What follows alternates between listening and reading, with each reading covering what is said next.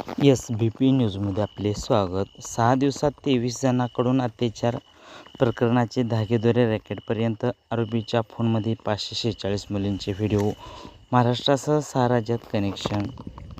वाराणसीतील 19 वर्षीय मुलीवर 23 जणांकडून अत्याचार प्रकरणाचे धागेदोरे सेक्स रॅकेटपर्यंत पोहोचले आहेत.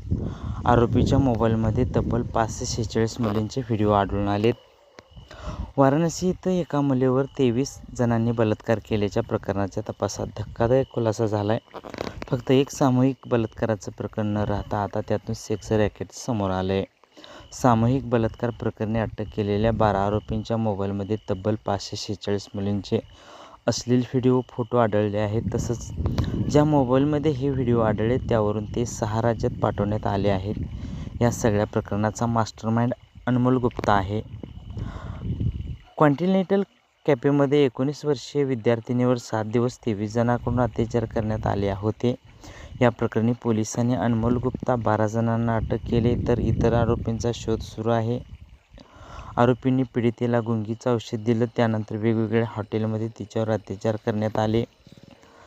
पोलिसांनी अटक केलेल्या आरोपींचे मोबाईल तपासले असता त्यात धक्कादायक अशी माहिती सापडली. त्या मोबाईलमध्ये तब्बल 546 मुलींचे नग्न व्हिडिओ आणि फोटो होते. हे व्हिडिओ उत्तर प्रदेशसह दिल्ली, महाराष्ट्र, बिहार, पश्चिम बंगाल आणि तामिळनाडूतून पाठवण्यात आले होते. कॉन्टिनेंटल कॅफेचा मालक अनमोल गुप्ता फोनमध्ये मुलींचे व्हिडिओ आढळले आहेत. त्यातील बहुतांश व्हिडिओ हे कॉन्टिनेंटल कॅफेतच शूट झाल्याचंही तपासात समोर आलंय.